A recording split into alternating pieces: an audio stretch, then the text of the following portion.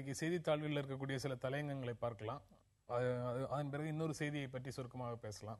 தினத்தந்தில நதிகளை இணைத்தால் வளம் கொளிக்கும் அப்படின்னு தலையங்கம் இருக்கிறாங்க. நதிகள் இணைப்பால் ஆபத்து ஏற்படும் ராகுல் காந்தி சொல்றாரு. ஆனா பாரதிய ஜனதா கட்சி நதிகளை இணைப்போம் அப்படின்னு தேர்தல் அறிக்கையில சொல்லியிருக்கு. சித்தூர்ல பேசும்போது நரேந்திர மோடி சொல்லியிருக்கிறாரு, நதிகளை இணைத்தால் 60 கோடி மக்களுக்கு தடை இல்லாத குடிநீர் கிடைக்கும், வறட்சியே இருக்காது அப்படின்னு தினத்தந்தி சொல்லுது. இந்து தமிழ் சடங்கு அல்ல பாதுகாப்புன்னு சென்ட்ரல் ரயில் நிலைய குண்டுவெடிப்பு பற்றி ஒரு தலையங்கம் இருக்கிறாங்க. பாதுகாப்பு படையினருக்கு தேவையான கட்டமைப்பு இல்லை, ஆள் பற்றாக்குறை, நவீன ஆயுதங்கள் இல்லாமை போன்ற பல பிரச்சனைகள் இருக்கு. ஒரு அமைச்சருக்கு கொடுக்கக்கூடிய பாதுகாப்புல காட்டக்கூடிய அக்கறையை கூட 1000 பயணிகள் பயணிக்கக்கூடிய ரயிலுக்கு கொடுக்கறதுல காட்ட முடியறது இல்லை. பாதுகாப்பு நடவடிக்கைகள் ஒரு சடங்கு மாதிரி ஆயிடுச்சு அப்படின்னு ஹிந்து தமிழ் சொல்லியிருக்கிறாங்க.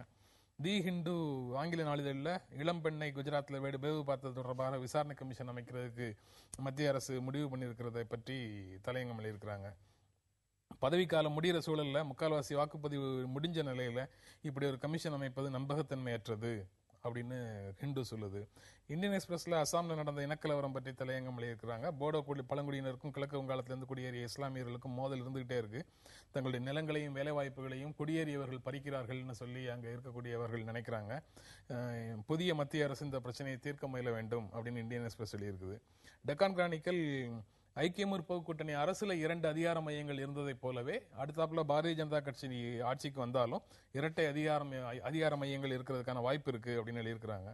பாஜகவோட பிரதமர் வேட்பாளரை RSS அமைப்பு தான் முன்மொழிந்தது. கட்சி தலைவர் ராஜ்நாத் சிங்கும் RSS தேர்வு தான். தேசிய ஜனநாயக கூட்டணி அரசு அமைந்தால் ரிமோட் கண்ட்ரோலராக RSS அமைப்பு இருக்க வாய்ப்பு இருக்குன்னு டெக்கான் கிரானிக்கல் எழுதியிருக்கிறாங்க. தினமணி நாளிதழில் குஜராத் பெண் வேவு பார்க்கப்பட்ட விவகாரத்தில் மத்திய அரசின் விசாரணைக்கு கூட்டணி கட்சிகளாக இருக்கக்கூடிய கூட்டணி கட்சிகளுடைய தலைவர் சரத்பவாரும் உமர் அப்துல்லாவும் எதிர்ப்பு தெரிவிச்சிருக்கிறாங்க அப்படின்னு ஒரு செய்தி இருக்கு.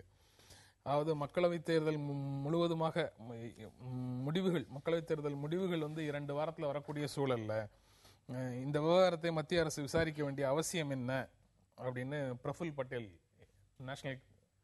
நேஷனலிஸ்ட் காங்கிரஸ் பிரஃபுல் பட்டேல் கேட்கிறார். தேசியவாத காங்கிரஸ் பிரஃபுல் பட்டேல் கேட்கிறாரு. சமது, நீங்க எப்படி பாக்குறீங்க அவருடைய ஸ்டேட்மெண்ட்டை? அதாவது குஜராத்தில் நடக்கக்கூடிய அந்த நிகழ்வை பொறுத்த வரைக்கும் பெண்ணை வேவு பார்த்த விவகாரம் ஒரு பிரதம வேட்பாளராக நிறுத்தப்பட்டிருக்கக்கூடியவருடைய தனி மனித ஒழுக்கத்தை கேள்விக்குறியாக்கக்கூடிய ஒரு நிகழ்வு. அதே நேரத்தில் காங்கிரஸை பொறுத்த வரைக்கும் குஜராத்தினுடைய பிரச்சனைகளில் தொடக்க முதலே கலவர பிரச்சனையை தொடங்கி இது வரைக்கும் ஒரு பெரிய அளவில் அவங்களுடைய செயல்பாடுகள் இருந்ததாக நம்மால் பார்க்க முடியல. அங்கே நடந்த மிகப்பெரிய படுகொலைகளை, அங்கே நடந்த மிகப்பெரிய அநியாயங்களை வெளிக்கொண்டு வந்ததற்கான வாய்ப்புகள் யார் அதை வெளிக்கொண்டு வந்ததுன்னு சொன்னால் அங்கே இருந்த மனித உரிமை அமைப்புகள், டீசா செட்டில்வாட் போன்ற மனித உரிமை போராளிகள், இன்னும் நேர்மையான நியாயமான மனிதநேயம் உள்ள சஞ்சீவ் பட்டு, ஸ்வேதா பட்டு போன்ற அதிகாரிகள், அது போன்ற மனிதநேயம் உள்ளவர்கள், இவர்கள் தான் அதை வெளிக்கொண்டு வந்திருக்கிறாங்க. பாதிக்கப்பட்ட மக்கள் வழக்கு தொடுப்பதற்கு இவங்கெல்லாம் உதவியாக இருந்திருக்காங்க. இப்படி தான் இந்த செய்திகள் வெளியே வந்தது. இவர் மிகப்பெரிய ஆளும் கட்சியாக, மத்தியில் ஆளும் கட்சியாக இருந்த காங்கிரஸ் அங்கே குஜராத் மாநிலத்தில் என்ன செய்தது, இதற்கு எதிராக என்ன மாதிரியான எதிர்வினைகள் புரிந்தது, மக்களை திரட்டியது, போராட்டம் நடத்தியதுன்னு சொன்னால் இன்னைக்கு கெஜ்ரிவால் நடத்திய ஒரு மிகப்பெரிய ஒரு ஊர்வலத்தை போன்று கூட ஒரு ஊர்வலத்தை காங்கிரஸ் நடத்தியதாக நம்மால் பார்க்க முடியல. ஆக காங்கிரஸ் இதில் கூட ஓட்டு வங்கியை தான் பார்த்ததே தவிர இவர்கள் அங்கே நியாயத்தை, அங்கே நிலைக்கப்பட்ட அநீதிக்கு நீதி பெற்று தரக்கூடிய வகையில் காங்கிரஸ் தொடக்கம் முதல்ல இது வரைக்கும் இல்லை. இந்த விவகாரத்திலும் காங்கிரஸ் கடைசி நேரத்தில் இன்றைக்கு எடுத்துக்கூடிய முடிவு என்பது சரியான முடிவு அல்ல. இது முன்கூட்டியே இந்நேரம் அது தீர்ப்பு வந்திருக்கும். 2013 டிசம்பர்லயே மத்திய அமைச்சரவை இதற்கான ஒப்புதலை கொடுத்துருச்சு. அந்த பேசிஸ்ல தான் இப்ப நடவடிக்கை எடுக்கிறோம். அதனால அந்த மத்திய அமைச்சரவையினுடைய கூட்டு முடிவுக்கு இப்ப இந்த கூட்டணி கட்சிகள் எதிர்ப்பு தெரிவிக்கிறதுல இந்த அர்த்தமும் இல்ல அப்படின்னு காங்கிரஸ்ல இருந்து சொல்றாங்க. காங்கிரஸ் கட்சியினுடைய இந்த அம்போரா தோணியில இருந்த அத்தனை ஆயுதங்களையும் பயன்படுத்தி அத்தனையுமே முறியடிக்கப்பட்டிருக்கிறது. இப்ப என்ன பண்றதுன்னு தெரியல. கடைசியில ஒன்னு எடுத்துக்கிறாங்க. வளைகுடா யுத்தத்துல ஸ்கட் மிசைல் போகும்போது பேட்ரியாட் அதை இன்டர்செப்ட் பண்ணி அடிக்கிற மாதிரி பாரதிய ஜனதா கட்சி நரேந்திர மோடிக்கு எதிராக அத்தனை ஆயுதங்களும் பயன்படுத்தப்பட்ட அத்தனை ஆயுதங்களும் முறியடிச்சிருக்கோம். இல்லை இப்போ கடைசியாக அதை ட்ரை பண்ணலாமேன்னு பண்ணுறாங்க. இன்னும் 100 சீட்டில் தேர்தல் நடக்கணும். ஆனால் வெற்றி அடைய போவதில்லை என்பது மாத்திரமல்ல, அவருடைய கூட்டணி கட்சிகளை சார்ந்த இந்த NCP தேசியவாத காங்கிரஸ் கட்சியும் நேஷனல் கான்ஃபரன்ஸும் எழுப்பிய ஒரு கேள்வி சரியான கேள்வி தான். இன்றைக்கு 5 ரைட் கேபினெட் முடிவு தான். ஆனால் 5 மாதங்களாக என்ன செய்து கொண்டிருந்தார்கள்? இன்னொன்று பாருங்க, அப்படியே இப்போ ஒரு அமைக்கிறாங்கன்னு வச்சுப்போம். இந்த ஒரு 10 நாள் ஏதாவது ஒரு ரிசல்ட் வருமா? இப்போ நோக்கம் என்ன? உங்களுக்கு நிச்சயமாக, அதாவது அந்த விஷயத்துல இவர் சொல்றாரு, அவருடைய தனி மனித ஒழுக்கத்தை பத்தி பேசுறார். அதை சொல்லுவதற்கு இவர்களுக்கெல்லாம் எந்தவித யோகியதும் கிடையாது. நரேந்திர மோடி அந்த பெண்ணுடைய தகப்பனார், அவர் சொல்லி அந்த பெண்ணை ஒரு அதிகாரி பின்தொடர்றதுனால அந்த பெண்ணுடைய பாதுகாப்புக்காக செஞ்சதுன்னு சொல்லியாச்சு. அவருடைய தகப்பனார் அதை ஏற்றுக்கொள்கிறார். இன்றைக்கு அதாவது இது சொல்லும் பொழுது என்சிபியோ நேஷனல் கான்ஃபரன்ஸ் சொல்வதுக்கு சரி, இவருடைய நோக்கம் தவறு. 10 நாள்ல நீங்க எந்த கமிட்டி போட்டாலும் முடிவு வரப்போவதில்லை.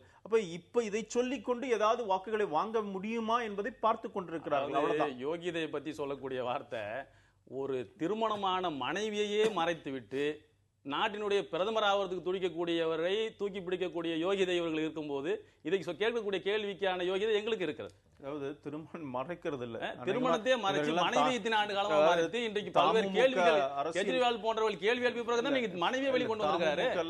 கட்டண மனைவியை இத்தனை நாளும் தவிக்க விட்ட ஒருவர் இந்த நாட்டினுடைய பிரதமர் ஆவதற்கு அதுக்காக வேண்டி தனிப்பட்ட வாழ்க்கையை பற்றி பேசுவதற்கெல்லாம் யாருக்குமே ரைட் கிடையாது. இன்னொன்னு அந்த மேண்டிட்டரி கிடையாது. பிரதமர் மன்மோகன் சிங் போன முறை பார்லிமெண்ட் தேர்தலில் மனைவியினுடைய வருமானத்தை பத்தியோ அதை பத்தி எல்லாம் சொல்ல வேண்டிய அவசியம் இல்லை. அப்ப அது மேண்டிட்டரி கிடையாது, டிஸ்கிரிஷனரி. ஆனா இப்ப அது மேண்டிட்டரி. அதனால சொன்னார். அவருடைய வாழ்க்கை பற்றி நம்ம பேசுறதுக்கு நமக்கு என்ன ரைட்? குஜராத் அரசு அதிகாரி அந்த பெண்ணை வெகு பார்த்த விவகாரம் பற்றி விரிவாக பேசியிருக்கிறாரு. அது அந்த தகப்பன் சொன்ன வாதங்களோட முற்றிலும் முரண்பட்ட தகவல்களாக இருக்கு. பட் அதை பற்றி ஏற்கனவே பல முறை பேசியிருக்கிறோம். அதனால அதை தொடர்ந்து பேச முடியாது. ஒரு இடைவேளைக்கு அப்புறம் நம்ம தொடர்ந்து பேசலாம்.